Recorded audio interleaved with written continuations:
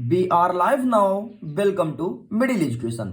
लीजिए students, finally अब आपके सामने प्रेजेंट है 8th ग्रेड अभ्यास पुस्तिका कक्षा 8वीं के विज्ञान का सॉल्यूशन। चलिए तो फिर फटाफट देख लेते हैं हम चैप्टर नंबर 6। आपके चैप्टर का नाम है दहन एवं ज्वाला।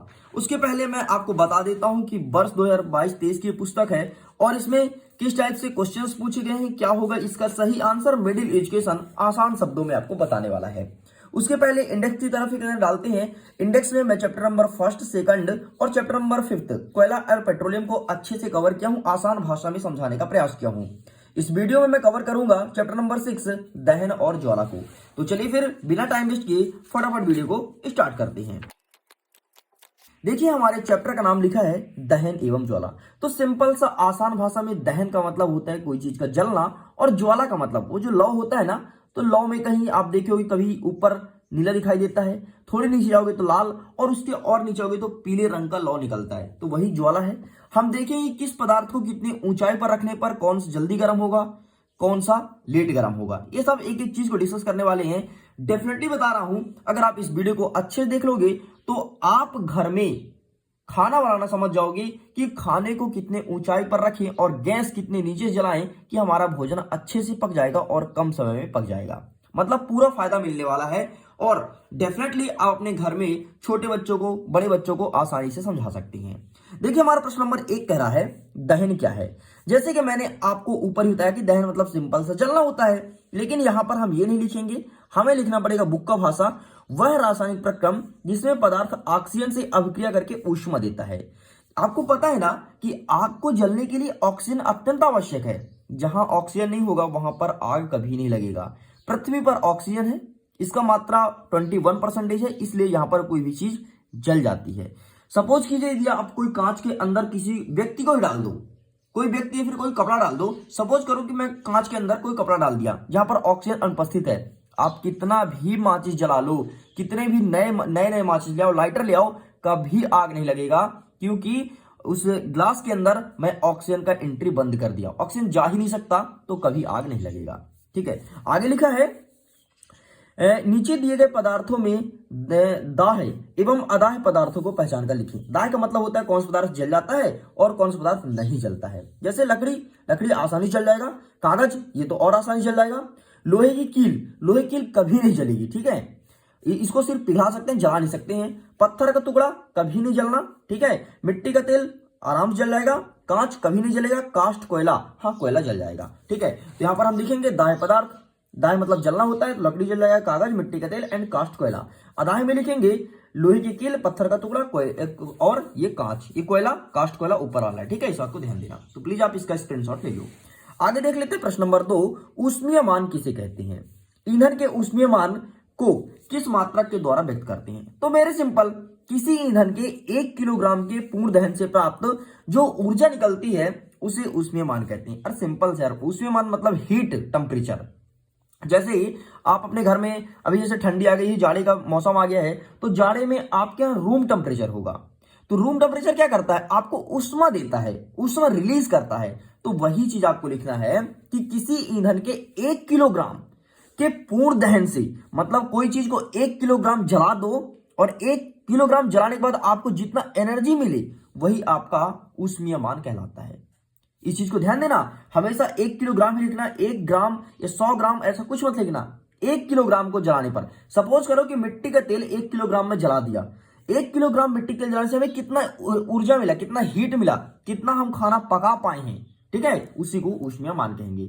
और इसका सिंपल सा मात्रक होता है, किलो लिए हैं तो किलो जूल प्रति किलोग्राम हो जाएगा। ओके, बस इतना लिख करके कंप्लीट करना है। आगे देखते हैं प्रश्न क्रमांक 3, ईंधन क्या है, अच्छे ईंधन की विशेषता बताइए। तो ईंधन का मतलब होता है जिसके थ्रू हम ऊर्जा को उत्पन्न करते हैं, ऊर्जा को लेते हैं, उसे ईंधन कहते हैं। लेकिन कौन सा ऊर्जा, ऊष्मीय ऊर्जा। ऊष्मीय मतलब टेम्परेचर वाला ऊर्जा, जहां से हमको टेम्परेचर मिले। लकड़ी हमारा सबसे अच्छा ईंधन है। गांव में जब भोजन बनता है लकड़ी से बनता है ना, तो लकड़ी को जब हम जलाते हैं तो उसमें ऊष्मीय ऊर्जा निकलती है, ऊष्मा निकलती है, और उसी ऊष्मा के थ्रू हमारी भोजन पक जाती है। ठीक है, इसके अलावा आपका मिट्टी का तेल हो गया, और आजकल जो सबके घरों में यूज होता है LPG, लिक्विड पेट्रोलियम गैस, जो आपका गैस टंकी होता है ना सिलेंडर, उसमें भरा होता है। तो ये सब ईंधन के ही प्रकार है। ठीक है, यहां पर बोला है अच्छे ईंधन की विशेषता, तो विशेषता में नंबर 1 लिखेंगे अधिक मात्रा में ऊष्मा उत्पन्न करे। अच्छा ईंधन वो होता है जो अधिक मात्रा में ऊष्मा दे, जैसे आपका एलपीजी सबसे अच्छा एग्जांपल है यार। एलपीजी जलाओ, अधिक मात्रा में ऊष्मा देगा। आपका भोजन लकड़ी के लकड़ी में जो भोजन बनाते हैं उसके अपेक्षा गैस में जल्दी भोजन पकेगा। दूसरा नंबर कह रहा है सुगमता पूर्वक जलता हो। अरे भाई लाइटर निकालो, तुरंत गैस चालू करो, जला दो, तुरंत जल जाता है। तीसरा नंबर कार्बन का उत्सर्जन कम करे। अरे भैया गैस से कार्बन भी नहीं निकलता है, कैसे? अरे कार्बन पता है क्या होता है, जो बर्तन हो गया, बर्तन के पीछे पीछे काला काला नहीं जाता, जो चूल्हे में खाना बनता है तो एकदम काला काला भाई, फिर उसको घर के लोग बढ़िया उसको धुल रहे हैं, छूटे नहीं रहा वो काला काला, जितना छूट रहा है उससे ज्यादा हाथ में लग रहा है काला काला, ठीक, तो उसी को कार्बन कहते हैं। और कार्बन का उत्सर्जन कम होता है एलपीजी में। कभी देखे हो कि गैस में जो खाना बना तो आपका बर्तन पूरा जल गया, काला काला हो गया? कभी नहीं होता। हाँ, दूध की बात अलग है, जब तुम भूल जाते हो दूध रख के और चले जाते हो पड़ोसी के यहाँ घूमने, फिर दूध जल जाती है, फिर मम्मी का कलेजा जलता है तो आपको फिर कुटाई होती है, वो बात अलग है। ठीक है, उसकी बात मैं नहीं कर रहा हूँ। बाकी वैसे ही यदि कुकर में खाना बनाओ, कुछ भी करो तो नहीं जलता है, कार्बन का उत्सर्जन कम होता है। कम क्या होता ही नहीं है, ठीक है, बहुत ही कम होता है। लेकिन ऐसा कोई चीज नहीं है कि जले और कार्बन ना निकले, ऐसा कोई चीज नहीं है, सब में निकलता है, लेकिन एलपीजी में बहुत ही कम होता है। आगे देख लेते हैं नेक्स्ट, चौथा नंबर कहता है विद्युत उपकरण एवं पेट्रोल जैसे ज्वलनशील पदार्थ में लगी आग कार्बन डाइऑक्साइड सबसे अच्छा अग्निशामक है, स्पष्ट कीजिए। देखो सबसे पहले विद्युत उपकरण मतलब जैसे हमारे घर में पंखा लगा हुआ है छत के ऊपर मतलब सीलिंग फैन, छत के ऊपर नहीं कि छत पे पंखा लगी, छत पे कैसे लगाएंगे, सीलिंग फैन लगा हुआ है, तो सीलिंग फैन में यदि आग लग जाए, इसके अलावा कभी कभी होता है ना कि घर का बोर्ड है, अपन स्विच ऑन किए तो चिंगारी निकला, उस चिंगारी के थ्रू कभी आग लग जाए, कभी खंबे का तार टूट गया और आग लग जाए, उसमें पानी कभी मत डालना। हाँ सच बोल रहा हूं। इसके अलावा पेट्रोल में कभी आग लग जाए, हमारे घर में पेट्रोल है, जैसे कभी कभी होता है ना कि कोई व्यक्ति पेट्रोल छिड़क करके आग लगा लेता है, वैसे ये बहुत खतरनाक काम है, सब कभी नहीं करना चाहिए। लेकिन कोई कोई होता है गुस्से में आग कर लेते हैं, तो उन पर कभी पानी मत डालो, नहीं तो उनका आग और ज्यादा बढ़ेगा। ऐसा क्यों होता है? क्योंकि पानी के संपर्क में जब पेट्रोल आएगा ना, तो पेट्रोल होता है हल्का, पेट्रोल बस नहीं कोई भी तेल हो वो हल्का होता है, इसलिए पानी के ऊपर तैरते रहता है। ठीक है, वो हल्का होगा तो पानी उस व्यक्ति के शरीर पे लग जाएगा, लेकिन पेट्रोल तो ऊपर ही रहेगा ना, और ऊपर रहेगा तो पेट्रोल फैलेगा। भाई पानी के ऊपर फैलता है पेट्रोल, तो फैलेगा तो और ज्यादा आग बढ़ेगा, इसलिए कभी इन स्थानों पर आपको पानी नहीं डालना चाहिए। फिर क्या डालना चाहिए? तो प्रश्न में लिखा है कार्बन डाइऑक्साइड सबसे अच्छा अग्निशामक है। अरे जो देखे होगे यार, रेड कलर का होता है अग्निशामक, हर एक जगह मॉल वगैरह में, फिर बड़े बड़े शॉप में रखे रहते हैं, हो सकता है आपके घर में भी रखा हो, तो इनका यूज करना चाहिए। क्यों करना चाहिए? यहां पर आंसर लिखा है क्योंकि CO2 ऑक्सीजन से भारी होने के कारण आग के चारों तरफ लपेट लेता है। कार्बन डाइऑक्साइड जैसे डालोगे ना तो आपको चारों तरफ पकड़ लेगा जकड़ की, बच्चा भाग, अब लगा आग में, दिखा मेरे को कैसे दिखाता है, मैं हूं कार्बन डाइऑक्साइड, मैं तुमको पकड़ूंगा, मेरी पावर देखो, ऐसा बोलेगा। इससे ईंधन व ऑक्सीजन के बीच संपर्क टूट जाता है और आग बुझ जाती है। समझिए, कार्बन डाइऑक्साइड पकड़ लेगा एकदम जकड़ की, बोले चल अब फैल के दिखा, तेरी बहू फैल के दिखाओ मानो, ठीक, तो बस इस प्रकार से आग टूट जाएगा। आगे देख लेते हैं लघु उत्तरीय प्रश्न नंबर 5 कह रहा है ईंधन के रूप में लकड़ी का उपयोग करना हानिकारक क्यों होता है, कारण लिखिए।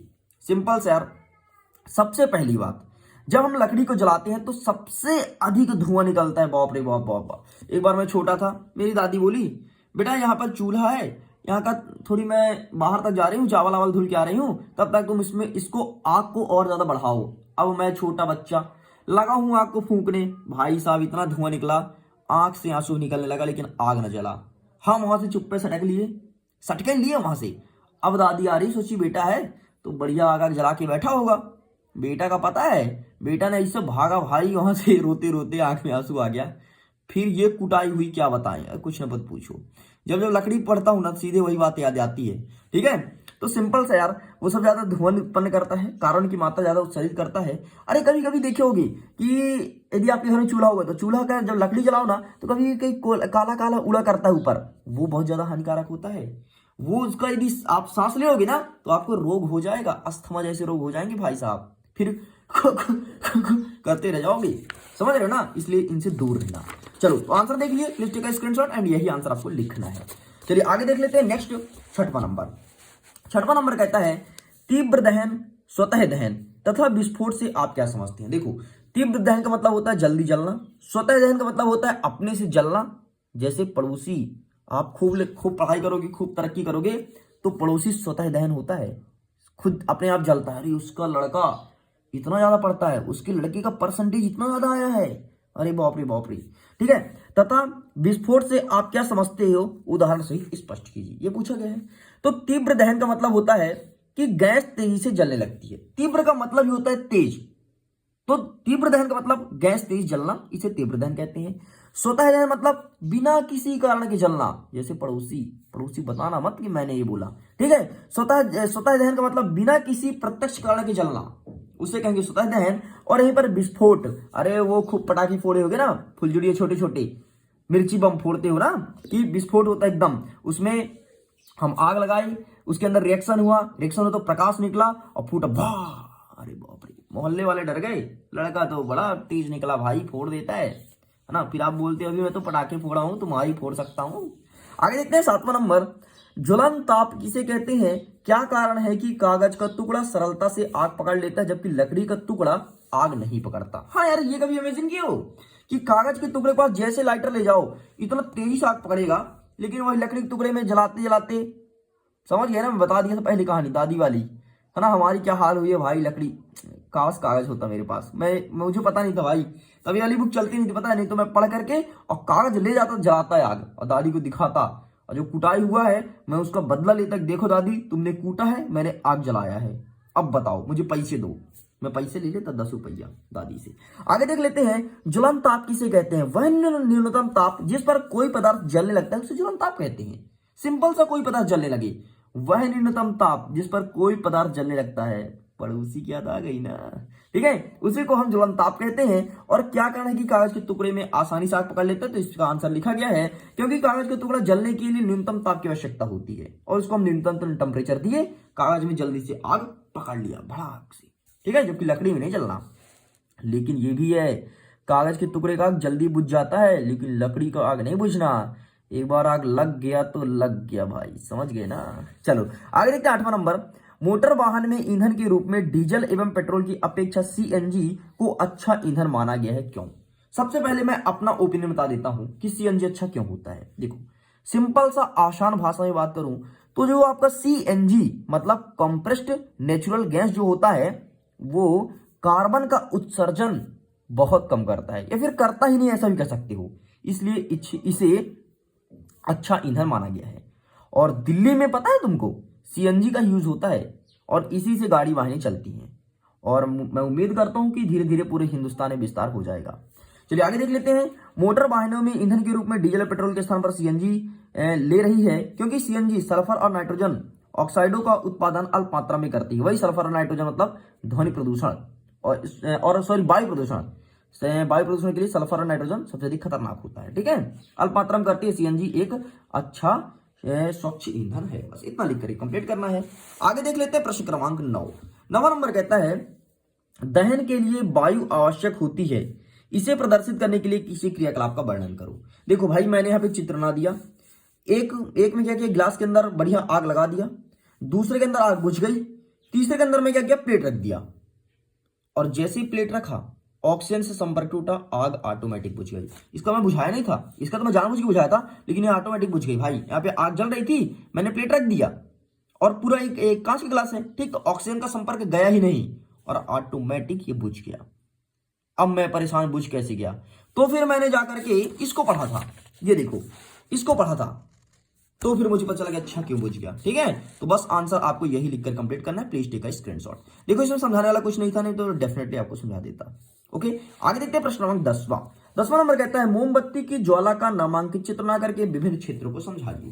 तो देख लो भैया, हमारे घर में दीपावली की एक मोमबत्ती बची थी, तो मैंने इसको यहाँ पे लगा दिया, ये रहा मोमबत्ती, ये रहा उसका लौ जिसे ज्वाला कहते हैं, यही है ज्वाला, वो ज्वालामुखी नहीं, मसला हरने वाला ज्वालामुखी, ठीक। तो ये ज्वाला, अब देखो, पूर्ण दहन का बाह्य स्रोत नीला, हमेशा यदि आपको भोजन पकाना है ना, तो ऊपर भोजन रखना, यहां ज्यादा जल्दी पकेगा, अकॉर्डिंग टू यहां, समझ रहे हो ना। यदि कोई जैसे होता है ना कि ये यहाँ यार सपोज दैट ये मेरा बर्तन है और मैंने आग दूर से लगाया तो हमारा भोजन जल्दी पकेगा अकॉर्डिंग टू पास। बहुत लोग क्या सोचते हैं कि हम आग के पास रखेंगे भोजन जल्दी पकेगा, लेकिन नहीं नहीं नहीं नहीं, आप गलत हो। जितना लौ से दूर बर्तन रहेगा भोजन उतना ही जल्दी पकेगा। ठीक है, तो हमेशा नीले क्षेत्र पे रखना जहां नीले रंग का लौ आए, इसलिए गैस सिलेंडर में नीले रंग के लौ पर ही भोजन रखा जाता है और उसका स्टैंड ही ऐसे बना होता है। अरे गैस सिलेंडर नहीं यार, चूल्हा, गैस सिलेंडर पे कहां रखेंगे। ठीक है, तो चूल्हे पर नीला लौ जलता है ना, देखियोगे। अरे नहीं देखो, जाओ चूल्हा जलाओ और देख के आओ फटाक से। लाइटर में देखियो नीला रंग का ज्वाला आता है, नीला भी आता है, पीला भी आता है और लाल भी आता है। और ये देखो मोमबत्ती के नीचे काला काला सा, वो जो हाथ बड़ा गंदा कर देता है यार। मैंने दीपावली में इसको छू दिया, फिर मेरा हाथ इतना गंदा हो गया कि मेरे कपड़े में लग गया। मैंने व्हाइट कपड़ा पहन के रखा दीपावली के दिन, बहुत प्रॉब्लम हो गया भाई। छूटा नहीं, फिर तेल के साथ लगा था ना, क्योंकि मोम पिघला था तो तेल के साथ ब्लैक ब्लैक लग गया था। बड़ा समस्या होता है मेरी जिंदगी में। ठीक है, तो सबसे गर्म भाग यही होगा, ऊपर वाला। इसलिए भोजन यहाँ पकाना हमेशा, मैंने आपसे पहले ही बोला था कि भोजन पकाना सीख जाओगे तो हमेशा ऊपर पकाना, अकॉर्डिंग टू यहाँ जल्दी पकेगा। यदि घर में कोई यहाँ रखता है कि हम आग के पास रखें जल्दी पकेगा, वो बाद में गर्म होगा। क्यों? क्योंकि उसका और ज्वलन नष्ट हो जाएंगे। ओके, तो इस प्रकार से 10 प्रश्न तक कंप्लीट होता है। आगे देखेंगे नेक्स्ट वीडियो में जल्द ही। इसका आंसर अभी मैं नहीं फिल किया हूं। 7वां पार्ट, पौधे एवं जंतुओं का संरक्षण। ओके स्टूडेंट्स, सो मैं वीडियो को एंड करता हूं। अगर ये वीडियो आपको पसंद आए तो प्लीज वीडियो को लाइक कीजिएगा, अपने दोस्तों के साथ शेयर कीजिएगा और मिडिल एजुकेशन पहली बार सब्सक्राइब कर लो। ऐसे ही सभी सब्जेक्ट का आंसर आसान भाषा में आपके सामने प्रेजेंट किया जाएगा। सो मैं वीडियो को एंड करता हूं, जल्दी मिलते हैं पार्ट नंबर 7 के साथ, सॉरी चैप्टर नंबर 7 के साथ। सो अभी के लिए बाय बाय।